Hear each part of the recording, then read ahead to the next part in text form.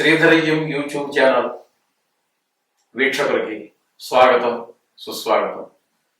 ఇప్పుడు మనము మీనరాశి వారికి వార ఫలాలు 4 ఫిబ్రవరి 2024 నుండి 10/2/2024 వరకు గ్రహచారం ఏ విధంగా ఉన్నది మీనరాశి వారికి, వారి వల్ల కలిగేటటువంటి మీనరాశి వారికి కలిగేటటువంటి ఫలితాలు ఏ విధంగా ఉంటాయి అనేది ఇప్పుడు మనం తెలుసుకునేటువంటి ప్రయత్నం చేద్దాం.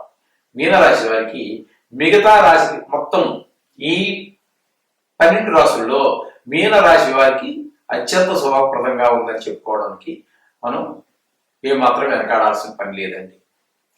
ఎందుకంటే మనకి ఇక్కడ 5 గ్రహాలు శుభ ఫలితాలను ఇవ్వడానికి మనకి సిద్ధంగా ఉన్నాయి. ఇకపోతే ఒక 3 గ్రహాలు మాత్రం కొంచెం ప్రతికూలంగా ఉన్నాయి. అందుచేత మనం ఈ మీనరాశి వారికి చాలా శుభప్రదంగా ఉందని చెప్పుకోవచ్చు. చేత ఏంటంటే ఇప్పుడు మీనరాశి వారికి జన్మంలోనే రాహు, అంటే రాశిలోనే రాహు ఉన్నారు. ఇది ఏమాత్రం అనుకూలించచాలదు. కొంచెంపాటి చిన్నపాటి అనారోగ్యాలు జరిగేటటువంటి అవకాశం కావచ్చు, లేకపోతే కొన్ని విషయాల్లో ముందుకు వెళ్లకుండా ఉండే అవకాశం ఉంటూ ఉంటుంది. ఆ విధమైనటువంటి ఫలితాన్ని రాహు ఇస్తూ ఉంటే, ద్వితీయంలో ఉన్నటువంటి గురువు చాలా శుభప్రదంగా ధనస్థానంలో ఉన్నారు. కుటుంబ స్థానం అంటారు, దాన్ని వాక్కు స్థానం అంటారు. మాట చక్కగా తీయగా మాట్లాడటం, కమ్మగా ఎదుట వాళ్ళకి ఆహ్లాదాన్ని కలిగించేటువంటి విధంగా మాట ఉండటం, ధనం మీరు 10 రూపాయలు వస్తాయి ఈ వారం అని మీరు ఏదైనా ఒక ఎక్స్పెక్టేషన్ చేసి ఉంటే ఒక 15 రూపాయలు వచ్చేటువంటి అవకాశం. కుటుంబ విషయంలో భార్య పిల్లలు, మరి తల్లిదండ్రి కావచ్చు, వీరందరూ కూడా మనకు అనుకూలమైన ఫలితాలు ఇచ్చేటువంటి అవకాశం ఉన్నది. అంచేత ద్వితీయంలో ఉంటుంది. తృతీయంగా సప్తమంలోకి వస్తే కేతు ప్రభావం ఒకటి ఉన్నదండి. సప్తమంలో కేతు కూడా మనకి ఏ విధంగానూ ఉపయోగపడజాలడు. అందుచేత కొంచెము కుటుంబంలో కొన్ని విషయాల్లో కొన్ని విషయాల్లో మనతో ఏకీభవించకపోవచ్చు, కొన్ని సౌకర్యాలు కొన్ని కలగకపోవచ్చు, ఆటంకాలు కలిగించే అవకాశం ఉంటుంది. ఇకపోతే దశమంలో కనుక మీకు కుజ శుక్రుల యొక్క యుతితో ఉన్నారు, దశమంలో సంచరిస్తూ ఉన్నారు. ఇక్కడ మనం తీసుకున్నట్టయితే కుజుడిని తీసుకుంటే కుజుడు దశమంలో మనకి అంతగా ఉపయోగ ఫలజాలడు.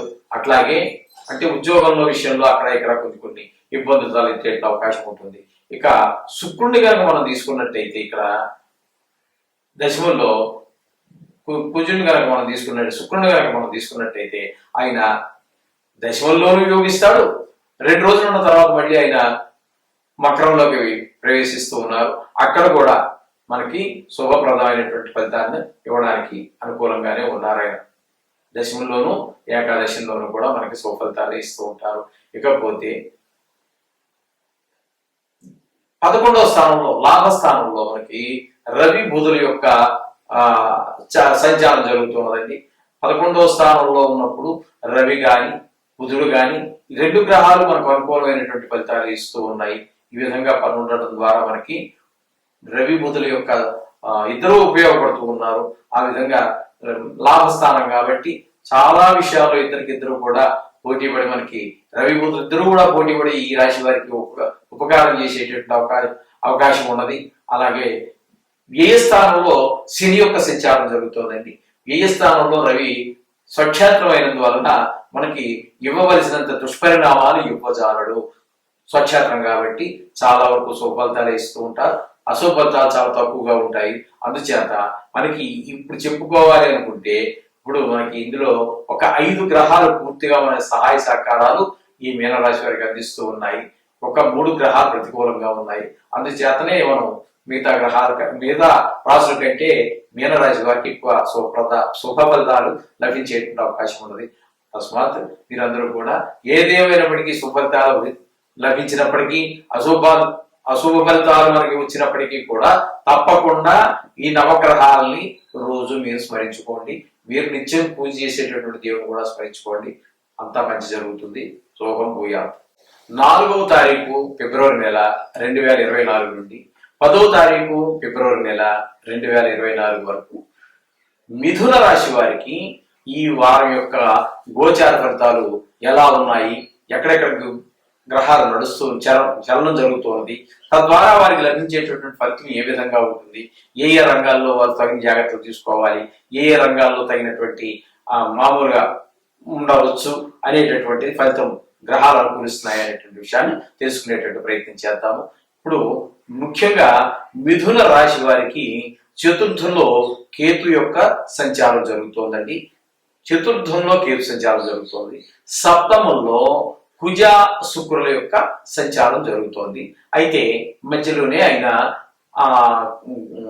కుజుడు ధనురాశిలో నుంచి సప్తమంలో నుంచి అష్టమ మకరంలోనికి ప్రవేశిస్తారు. ప్రవేశించినప్పటికీ కూడా రెండు చోట్ల కూడా మనకి ఏ విధమైనటువంటి శుభపరిణామాలు ఇవ్వజాలరు. రెండు దగ్గర కూడా ఇంచుమించుగా మనకి అనుకూలత లేనటువంటి విధంగానే ప్రవర్తిస్తూ ఉంటారు ఆయన. ఇకపోతే శుక్రుడు మనకి సప్తమంలో సంచారం జరుగుతోందండి. సప్తమంలో సంచారం జరుగుతోంది.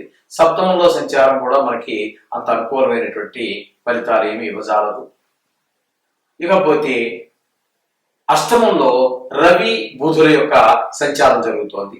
అష్టమంలో రవి బుధుల యొక్క సంచారం జరగటం కూడా శుభపరిణామాలు ఏమి ఇవ్వజాలదండి. రవి గాని బుధి సంచారం మనకి శుభఫలితాలు ఇవ్వజాలదు. ఆయనతో ఉన్నటువంటి బుధులు కూడా మనకి ఏ విధమైనటువంటి శుభపరిణామాలు ఇవ్వజాలరు. అందుచేత భాగ్యం దగ్గరికి వచ్చినట్టయితే శని స్వక్షేత్రంలో ఉన్నారు. అయితే 9వ స్థానం అంత అనుకూలం కాకపోయినప్పటికీ స్వక్షేత్రం మూలాన సాధ్యమైనంత వరకు ఆయన సుఫలితాలు ఇస్తారు. ఒక కొద్దిపాటి స్థాన బలం ఉంటుంది. అదే ఆ 9వ స్థానం అనేటటువంటిది ఉంది కాబట్టి దాని యొక్క ప్రభావం వల్ల చిన్నపాటి ఇబ్బందులు కలిగజేస్తూ ఉంటారు భాగ్య విషయంలో. ఇక రాహువులు కనుక మనం తీసుకున్నట్టయితే దశమ స్థానంలో రాహు సంచారం జరుగుతోందండి. దశమంలో ఏకాదశంలో గురు సంచారం జరుగుతోంది. ఇప్పుడు ఈ సంచారం ఈ విధంగా ఉంది. ఇప్పుడు మనం వారు మనకి ఇచ్చేటువంటి ఫలితాలు ఏమిటని మనం చూసుకున్నట్టయితే మనకి చతుర్థంలో కేతు సంచారం వల్ల మనకి విద్య విషయంలో కానీ పిల్లల విద్య మన పిల్లలు ఇంకా చదువుకుంటూ ఉన్నట్లయితే వారి విషయంలో కానీ ఆ రాశి వారికి కానీ కేతు సంచారం వారికి అంత శుభ ఫలితాన్ని మిథున రాశి వారికి కేతు సంచారం చతుర్థంలో జరగటం, చదువు కొంచెం నెగ్లెక్ట్ చేయటము, ఈ విధంగా భూ విషయాల్లో గృహ విషయాల్లో కొంచెము అశ్రద్ధ చూపించటము, ఇట్లాంటి కార్యక్రమాలన్నీ కూడా మనకి జరుగుతూ ఉంటాయి. అలాగే సప్తమంలో మనకి ఈ కుజ శుక్ర సంచారం జరుగుతోందండి. కుజుడు 6వ తారీఖున మళ్ళీ మకరంలో పెడతారు.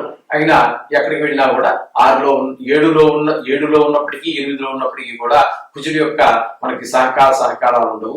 అట్లాగే కుటుంబ విషయంలోనూ కొంచెము భార్య పిల్లలతో కొంచెం కటువుగా మాట్లాడటం అని ఈ విధమైనటువంటి తద్వారా కొంచెము మంచి విషయాలు భార్య బిడ్డలతో కొంచెం సఖ్యత లేకపోవటము, ఈ విధంగా మీరు మాట్లాడే మాట ద్వారా వాడు కొంచెము నొచ్చుకోవటము, ఇట్లాంటి లేకపోతే వాడు మాట్లాడటం ద్వారా మీరు నొచ్చుకోవటము, ఇట్లాంటివన్నీ జరుగుతూ ఉంటాయి. అదే విధమైనట్టుగానే శుక్రుడు కూడా మనకి వివాహకారకుడు కాబట్టి మామూలుగా ఆయన సప్తమ స్థానంలో ఉండడం, ఆయన దాని వల్ల కూడా మనకి కుటుంబ స్థానంలోనూ అదే భార్యా బిడ్డలతో కొంచెం మాట కట్టుతాము, వాళ్ళతో కూడా మన మాట వాళ్ళకి పొసగకపోవటము, వారి మాట మనకి పొసగకపోవటము, ఈ విధమైనటువంటి కాకుండా మనకి శుక్రుడు వల్ల లభించేటటువంటి సౌకర్యాలు ఏవైతే ఉన్నాయో అవి కూడా మనకి సుఫలితాలు ఇవ్వజాలవు. ఇక అష్టమంలో రవి బుధులు ఉన్నారు. అది కొంచెం మనకి కొంచెం ఆరోగ్య విషయంలో వాటిలో కొంచెం ఇబ్బంది పెట్టేటటువంటి అవకాశం ఉంది. రవి అంతే. మన బుద్ధుడు ఏంటంటే మనకి జ్ఞానం సరిగా మనం అన్ని తెలుసున్న విషయాలే సరైన రీతిలో మనం ఆలోచించలేకపోవటం, ఇట్లాంటి పరిణామాలన్నీ మనకు జరుగుతూ ఉంటాయి. ఇక భాగ్యం దగ్గరకు వచ్చినట్టయితే మనం శని స్వక్షేత్రంలో ఉన్నారు. స్వక్షేత్రంలో ఉండటం ద్వారా శుభపరిణామాలు ఇస్తారు. స్థాన ప్రభావం వల్ల కొద్దిపాటు శిఖాకులు ఉన్నప్పటికీ కూడా సాధ్యమైనంత వరకు ఆయన స్వక్షేత్రం కాబట్టి ఆయన చాలా వరకు శుభఫలితాలు అందజేస్తూ ఉంటారు. ఇక దశమంలో రాహు ఉద్యోగ స్థలంలో, మనం వ్యాపార స్థలంలో, మీరు ఏ వృత్తి ప్రతి మనిషి ఏదో వృత్తి చేస్తూనే ఉంటారు కదండి. మీ వృత్తి చేసేటటువంటి స్థలంలో మీకు కొన్ని ఇబ్బందులు ఎదురుపడటం, మీ స్టాఫ్ మీకు సహకరించలేకపోవటం, లేకపోతే మీ పై అధికారులు ఉంటారు కదా, వారు మీకు సహకారం అందించకపోవటము, లేకపోతే మీ పైవారే కాదు మీ కింద వారు కూడా మీకు సహాయ సహకారాలు అందించకపోవటం, ఇట్లాంటి కొన్ని చికాకులు పడేటటువంటి చికాకులు పెట్టేటటువంటి అవకాశం కూడా కొంచెం ఉంటూ ఉంటుంది. అలాగే ఏకాదశిలో మనకి గురు సంచారం జరుగుతుందండి. ఏకాదశిలో గురు సంచారం మనకి చాలా శుభప్రదంగా జరుగుతూ ఉంటుంది. అది దానివల్ల మనకి లాభస్థానం కాబట్టి ధనం రావడంలో కానివ్వండి, మరి పిల్లలు చదువుల విషయాల్లో కానివ్వండి, భార్య మన మాట వినటంలో కానివ్వండి, ఎవరు చేసే వారు పనిచేస్తుంటారు. ఇందాక ఆయన మీకు భార్య విషయంలో కుటుంబ విషయంలో కొన్ని చికాకులు కలుగుతాయన్నారు కదా, ఇప్పుడు మళ్ళీ కుటుంబ విషయంలో ఆయన వాళ్ళు చేసే పని వాళ్ళు చేస్తూ ఉంటారు, వీరు చేసేటటువంటి పని గురువుగా చేసేటువంటి గురువుగా చేస్తూ ఉంటారు. ఈ విధంగా లాభస్థానంలో ఉండటం వల్ల కొంచెం ధనానికి కొంచెం లోటు లేకపోవటము, లేకపోతే ఎవరు చేసే పని వాళ్ళు చేస్తుంటారు కాబట్టి ఈ గురువు గారు లాభస్థానంలో ఉండటం వల్ల ధన విషయంలోనే కాదు మిగతా అన్ని విషయాల్లోనూ, ఒక పిల్లలు మీ మాట వినటంలో కావచ్చు, భార్య మీ మాట వినటంలో కావచ్చు, మన విషయంలో కావచ్చు, లేదా మిథున రాశి వారు మీరే మిథున రాశి వారు అయినట్టయితే మీరు చదువు విషయంలో మరింత ప్రోత్సాహకరంగా చదవటము, మంచిగా చదవటం, మంచి మార్కులు రావటము, ఇట్లాంటివి అన్ని శుభపరిణామాలు ఇవ్వడానికి గురువు గారు సమర్థులవుతూ ఉంటారు. అందుచేత ఈ వారంలో మీరు ముఖ్యంగా 3 గ్రహాలు మనకి చాలా శుభ ఫలితాలు ఇస్తూ ఉన్నాయి. ఏంటంటే శుక్రుడు, గురువు, 2 చాలా అన్నిటికంటే కూడా మనకి శుభప్రదమైనటువంటి గ్రహాలు. అదే విధంగా శని కూడా స్వక్షేత్రంలో ఉన్న కారణంగా వీరికి ఏమాత్రం తీసుకోనేటువంటి విధంగా చక్కటి సుఫలితాలు అందజేస్తూ ఉంటారు. మిగతా గ్రహాలన్నీ కూడా కేతు కానివ్వండి, కుజుడు కానివ్వండి, రవి కానివ్వండి, ఈ విధంగా వీరు మనకి శుభఫలితాలు యువజాలండి. అందుచేత ఏమీ కంగారు పడాల్సిన పని లేదు. మనం చెప్పుకుంటున్నట్టుగానే వీరు నవగ్రహ జపాలు చేసుకోండి, మీ దేవాన్ని ప్రార్థించండి. చేత ఈ 3 గ్రహాలు మనకి చక్కగా ఫలితాలు ఇవ్వడం ద్వారా మనకి మంచి ఫలితాలు ఉంటూ ఉంటాయి. చేత శోభం భూయాత్ ఈ విధంగా పనిచేసుకోండి.